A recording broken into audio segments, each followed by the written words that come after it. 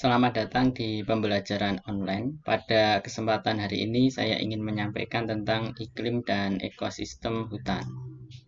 Ini adalah beberapa materi yang akan kita pelajari pada bab ini. Nanti di video saya yang pertama ini kita akan mempelajari tentang definisi cuaca dan iklim. Kemudian yang kedua mekanisme pembentukan cuaca dan iklim. Kemudian di video yang kedua nanti kita akan belajar tentang klasifikasi iklim. Kemudian yang keempat, tipe ekosistem hutan berdasarkan iklim. Langsung saja kita ke pembahasan pertama, yaitu pengertian cuaca dan iklim. Jadi sebenarnya perbedaan antara istilah cuaca dan iklim itu terletak pada skala ruang dan waktunya. Jadi kalau cuaca itu menyatakan kondisi atmosfer sesaat, mulai menit, jam, hingga hari pada suatu tempat tertentu. Jadi kalau cuaca itu berbicara tentang kondisi atmosfer pada saat tertentu. Adapun kalau iklim, itu merupakan keadaan atmosfer dalam periode yang panjang dan dalam wilayah yang luas. Jadi kalau iklim itu berbicaranya waktunya lebih panjang. Jadi berbicara tentang keadaan atmosfer selama mungkin 30 tahun. Di Indonesia itu 30 tahun keadaan atmosfernya seperti apa? Maka itu adalah iklim. Kemudian wilayahnya luas. Jadi kalau berbicara iklim kan misalnya iklim subtropis itu kan luas. Indonesia, Malaysia, Singapura, dan lain sebagainya. Kemudian ada ungkapan barat mengatakan bahwa cuaca itu menentukan baju yang akan kita pakai dan iklim menentukan baju yang akan kita beli. Jadi kalau terkait dengan cuaca, misalnya hari ini perkiraan cuacanya mendung, maka ketika hari ini kita mau memakai baju, baru kita akan berpikir, karena perkiraannya mendung, saya pakai baju yang fleksibel, bawa jas hujan dan lain sebagainya, karena ini nanti diperkirakan hujan. Tapi kalau kita berbicara tentang iklim itu kan misalnya tropis, subtropis itu iklim. Misal kita mau ke daerah subtropis, mau ke Jepang, saya di sana ada 4 musim subtropis, berarti nanti saya harus beli baju musim dingin, musim panas. Jadi kalau ada ungkapan barat mengatakan cuaca itu menentukan baju yang akan kita pakai, kemudian iklim menentukan baju yang akan kita beli. Selanjutnya batasan cuaca dan iklim. Jadi ini cuaca, weather, kemudian iklim atau climate dinyatakan dengan nilai unsur fisika atmosfer. Yang selanjutnya disebut unsur cuaca atau unsur iklim. Jadi unsur cuaca dan unsur iklim itu sama sebenarnya. Jadi unsur cuaca dan unsur iklim itu merupakan kondisi dari atmosfer kita. Jadi ini adalah unsur-unsur cuaca atau iklim. Jadi kalau kita berbicara tentang cuaca dan iklim itu kita berbicara unsur-unsurnya, misalnya penerimaan radiasi surya, watts per meter kubik. Kemudian lama penyinaran surya berapa jam, suhu udara berapa derajat Celcius, tekanan udara, kelembapan udara, penutupan awan, curah hujan, penguapan, kecepatan angin, arah angin. Jadi inilah cuaca atau unsur-unsur cuaca yang sering kita ukur per hari. Kemudian juga nanti kalau data ini sudah terkumpul dalam masa yang panjang, misalnya datanya sudah terkumpul selama 30 tahun, kemudian kita baru berbicara dengan data itu disebut data iklim. Jadi kalau kita perhatikan, cuaca adalah nilai sesaat aktual dari keadaan atmosfer, serta perubahan dalam jangka pendek. Jadi sekitar 1 jam hingga 24 jam di suatu tempat tertentu. Jadi kalau kita berbicara tentang unsur-unsur cuaca yang atas tadi, misalnya kita berbicara tentang lama penerimaan radiasi surya, kemudian lama penyinaran surya, suhu udara. Kita berbicara misalnya curah hujannya, penguapannya, kecepatan angin, tapi dalam rentang waktu 1 jam misalnya. Daerah ini kecepatan anginnya jam sekian sampai sekian, sekian kilometer per jam. Itu berarti kita telah berbicara tentang cuaca. Tapi kalau kita berbicaranya waktunya itu panjang, misalnya 30 tahun kecepatan angin di daerah sini sekian-sekian, itu berarti kita berbicara tentang iklim. Jadi perubahan dalam jangka pendek selama 24 jam membentuk pola siklus yang disebut perubahan cuaca diurnal, siang dan malam. Kemudian nilai rata-rata 24 jam sama dengan cuaca pada tanggal tersebut.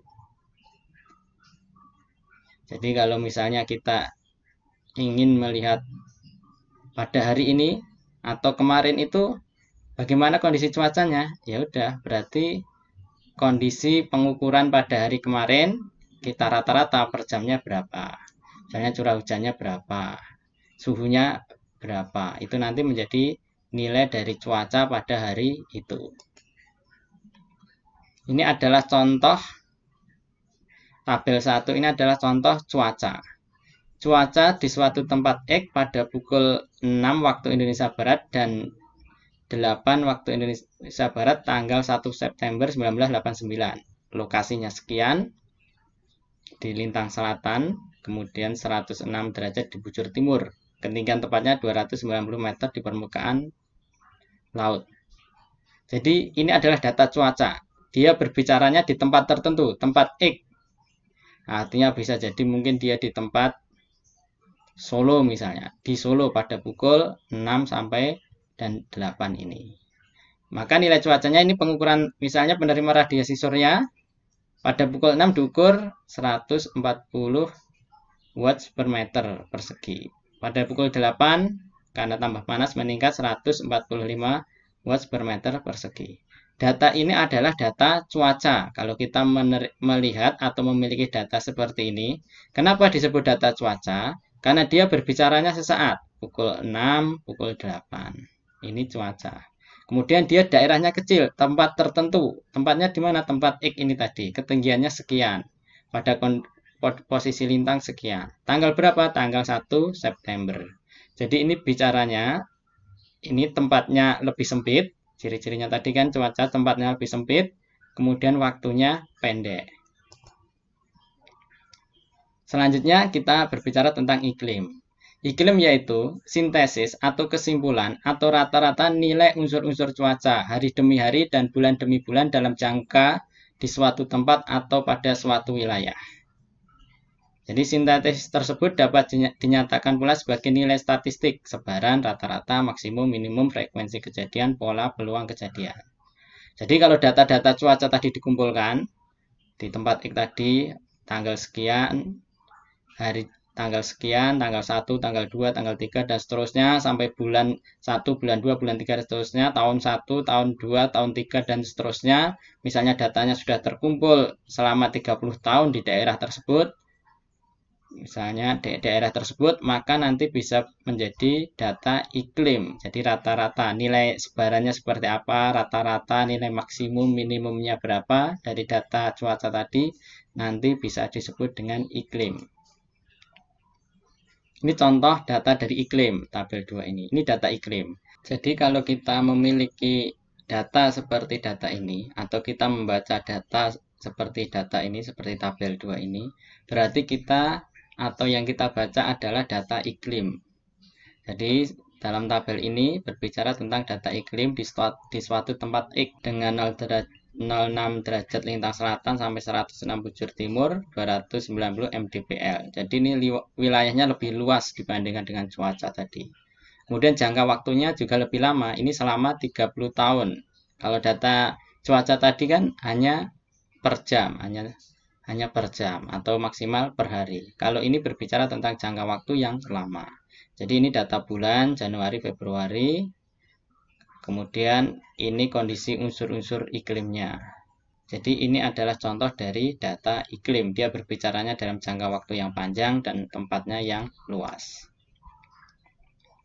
Berikutnya, ini adalah contoh pernyataan yang bisa membantu kita untuk membedakan mana yang iklim dan cuaca. Jadi kalau kita berbicara tentang suhu udara di Surabaya hari ini mencapai 31 derajat Celcius. Jadi kalau ada ungkapan seperti itu, berarti ya kita berbicara tentang cuaca. Kenapa disebut cuaca? Karena berbicara tentang hari ini, data hari ini per hari. Jadi ini adalah data termasuk pernyataan tentang cuaca. Kemudian nomor 2, suhu udara di Surabaya sepanjang tahun berkisar 31 derajat Celcius. Kalau ini berbicara tentang iklim, karena dia berbicara sepanjang tahun. Jadi selanjutnya nomor 3 dan 9 nanti bisa dilanjutkan sendiri. Mana yang termasuk cuaca dan mana yang termasuk iklim. Selanjutnya kita akan berbicara tentang pembentukan cuaca dan iklim. Jadi sistem cuaca dan iklim dibangun oleh berbagai komponen yang mempengaruhi pembentukan cuaca dan iklim. Jadi yang membantu pembentukan cuaca dan iklim itu yang mempengaruhi antara lain ada pancaran radiasi surya, kemudian ada dinamika dan komposisi atmosfer, kemudian lautan. Lautan kita itu sangat mempengaruhi iklim. Kemudian tutupan es dan salju itu juga mempengaruhi iklim. Permukaan bumi dan bentuknya itu pun juga mempengaruhi terbentuknya iklim. Dan interaksi di dalam dan antar komponen tersebut melalui proses fisika, kimia, dan biologi. Selanjutnya kita akan berbicara tentang bagaimana sistem pembentukan cuaca dan iklim. Jadi yang tengah ini adalah unsur-unsur cuaca dan iklim. Yang terakhir ini adalah distribusi tipe cuaca dan tipe iklimnya. Misalnya di Indonesia tipe iklimnya apa dan lain sebagainya. Itu adalah hasil. Kemudian kalau ini adalah yang paling awal, ini adalah faktor-faktor yang mempengaruhi. Jadi pancaran radiasi surya itu akan mempengaruhi unsur-unsur iklim dan cuaca. Akan mengendalikan letak lintangnya, kemudian ketinggian tempat, itu akan mempengaruhi suhu udara juga. Tempat yang datar tentu suhunya lebih panas dibandingkan tempat yang tinggi atau daerah pegunungan. Kemudian nanti juga posisi tempat terhadap lautan itu juga akan mempengaruhi aliran massa udara, pusat tekanan tinggi dan rendah, halangan oleh pegunungan, unsur cuaca, dan iklim. Ini adalah faktor-faktor yang akan mengendalikan dari unsur-unsur cuaca ini. Kemudian akan menghasilkan distribusi tipe cuaca dan tipe iklim tertentu. Selanjutnya akan kita bahas tentang pancaran radiasi surya. Jadi energi radiasi surya itu dalam sistem cuaca dan iklim itu sebagai penggerak energi utama. Karena tentu misalnya adanya penguapan air laut atau air di permukaan bumi. Itu kan karena ada radiasi surya. Kemudian nanti ada proses presipitasi atau hujan. Tentu itu yang pertama faktor penggeraknya adalah energi surya. Maka dalam pembahasan cuaca dan iklim, pancaran radiasi surya itu sering dibahas pada bagian yang pertama. Karena dia sebagai penggerak dari sistem cuaca dan iklim. Energi surya yang tersedia bervariasi, tergantung dari variasi energi surya yang dipancarkan oleh permukaan matahari dan variasi yang ditimbulkan oleh posisi dan pergerakan bumi terhadap matahari. Jadi energi surya yang diterima oleh permukaan bumi itu setiap daerah bervariasi. Tentu energi surya yang diterima di Indonesia dengan yang di Jepang itu berbeda. Jadi ini adalah gambar penerimaan energi surya di permukaan bumi. Jadi kita lihat secara global terjadi variasi penerimaan energi radiasi surya di permukaan bumi. Jadi kalau kita lihat radiasi penerimaan energi di permukaan bumi itu berbeda. Di daerah khatulistiwa tentu penerimaan energinya lebih tinggi dibanding daerah kutub. Jadi, ini di daerah 0 derajat khatulistiwa tentu penerimaan energinya lebih tinggi. Daerah sini. Kemudian daerah kutub, maka penerimaan energinya lebih rendah. Jadi di surplus energi pada lintang itu lebih kecil daripada 30 derajat. Kemudian defisit energi pada lintang lebih besar 30 derajat. Jadi perlu adanya mekanisme transport dari wilayah surplus menuju wilayah defisit. Jadi ini adalah grafik bagaimana penerimaan energi watt per meter perseginya itu berbeda setiap wilayah di permukaan bumi. Antara 0 derajat sampai nanti di kutub utara atau 80 derajat di kondisi ini. Jadi ini misalnya karena tadi ada pancaran radiasi surya yang berbeda, misalnya terjadi transportasi permukaan laut. Jadi nanti yang merah ini adalah arus yang panas. Kemudian yang biru ini adalah arus yang dingin. Jadi nanti karena ada perbedaan penerimaan panas matahari di permukaan bumi tadi, daerah sini menerima panas yang banyak, daerah sini menerima panas yang sedikit, nanti ada siklus pergerakan massa udara. Kemudian nanti juga ada arus lautnya bergerak, siklus massa air pada permukaan dan antar lapisan. Hal ini diikuti oleh perubahan cuaca dan iklim secara global. Kemudian nanti ada arus termohatin. Ini arus permukaannya panas. Dia panas. Kemudian ini yang arus bagian dalam. Dia dingin, bergaram. Jadi kenapa terjadi arus seperti ini? Ini terjadi karena itu tadi menerima pemanasan dari matahari yang tidak sama di setiap daerah. Sehingga nanti terjadi pergerakan dari permukaan air laut.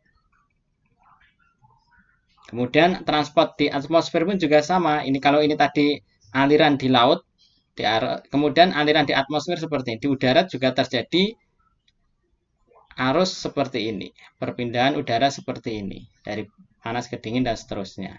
Ini karena dampak dari perbedaan penerimaan radiasi surya oleh permukaan bumi tadi. Kemudian yang kedua, kalau yang pertama tadi kita bahas tentang penerimaan radiasi surya, yang kedua adalah kita bahas atmosfer. Jadi atmosfer ini berperan penting dalam mengatur iklim bumi sebagai faktor penyangga, sehingga mencegah adanya perubahan ekstrim dari seluruh unsur-unsur fisika di daratan, lautan, dan atmosfer. Jadi atmosfer kita itu termasuk hal yang sangat penting yang mempengaruhi tentang iklim kita. Dia sangat berpengaruh. Sehingga nanti tidak terjadi perubahan yang sangat ekstrim di bumi itu. Ketika panas tidak panas sekali, ketika dingin tidak dingin sekali. Itu terutama dikendalikan oleh adanya atmosfer ini. Jadi ini kalau kita lihat ini adalah suhu atmosfer kita.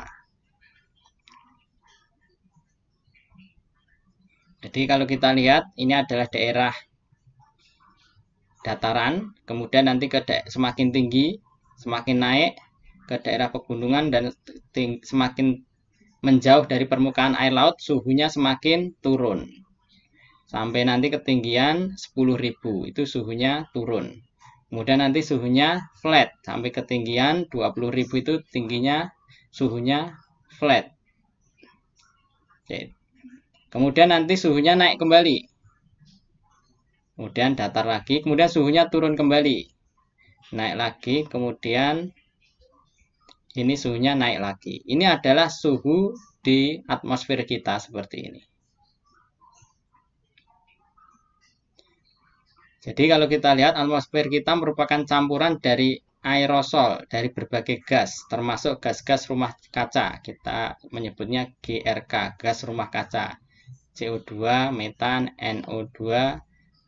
Gas rumah kaca akan menyerap sebagian pancaran radiasi gelombang panjang dari permukaan bumi dan memancarkan balik. Proses ini disebut greenhouse effect. Jadi nanti matahari ini, kalau kita lihat gambar, ini ke permukaan bumi, kemudian mantul, kemudian sebagian diserap oleh atmosfer kita. Gas rumah kaca mempunyai pengaruh yang besar terhadap jumlah energi yang disimpan di atmosfer dan akan mempengaruhi suhu bumi. Peningkatan konsentrasi gas rumah kaca di atmosfer telah meningkatkan intensitas greenhouse effect. Di samping itu, adanya penipisan lapisan ozon akan meningkatkan penerimaan radiasi ultraviolet di bumi, sehingga menaikkan suhu permukaan bumi yang akhirnya juga menambah pemanasan atmosfer. Jadi ini adalah bagaimana terjadinya gas rumah kaca. Selanjutnya kita berbicara tentang lautan atau hidrosfer. Jadi yang pertama tadi kita berbicara radiasi surya. Yang kedua kita berbicara peran atmosfer dalam mempengaruhi cuaca dan iklim. Kita berbicara tentang lautan. Bagaimana dia mempengaruhi cuaca dan iklim. Lautan menyimpan panas lebih besar dibanding atmosfer. Bagian atas lautan dunia, jadi bagian atas lautan sampai ketinggian 200 meter, itu menyimpan panas 30 kali lebih besar dibandingkan atmosfer atau udara. Aliran energi antara laut dan atmosfer akan mempengaruhi iklim global. Jadi karena perbedaan suhu ini tadi, nanti iklim global akan berpengaruh. Perbedaan panas antara lautan dengan atmosfer yang berbeda 30 kali ini akan mempengaruhi terjadinya iklim. Atmosfer dan lautan saling bertukar energi dan massa. Air menguap dari laut ke atmosfer. Uap air ini kemudian jatuh ke permukaan bumi melalui proses presipitasi. Jadi ini adalah peranan dari lautan atau hidrosfer terhadap cuaca dan iklim. Demikian juga yang lapisan es, yang 4 lapisan es. Lapisan es juga akan mempengaruhi cuaca dan iklim di dunia ini. Jadi lapisan es baik di Antartika, Greenland, kemudian di pegunungan tinggi di bawah 0 derajat. Jadi di puncak pegunungan tinggi yang suhunya mencapai di bawah 0 derajat akan berdampak besar terhadap iklim dunia. Jadi salju dan lapisan es yang berwarna putih dapat memantulkan radiasi surya dalam jumlah besar sehingga radiasi yang diserap bumi kecil. Itu salah satu dari lapisan es perannya. Lapisan es merupakan sumber air segar di permukaan bumi. Lapisan ini bersifat reflektif dan insulating. Maka lapisan es mempunyai peranan regulasi iklim yang penting. Jadi ini adalah bagaimana peranan lapisan es terhadap cuaca dan iklim di bumi. Selanjutnya kita berbicara yang keempat, yaitu daratan. Kondisi daratan pun juga akan mempengaruhi tentang cuaca dan iklim. Jadi daratan kita itu menutupi 27% dari permukaan bumi. Topografi daratan akan mempengaruhi iklim tadi. Jadi antara daratan yang dataran tinggi dengan dataran rendah tentu iklimnya akan berubah, akan berbeda. Cuaca dan iklim wilayah pegunungan akan berbeda dengan wilayah dengan topografi rata.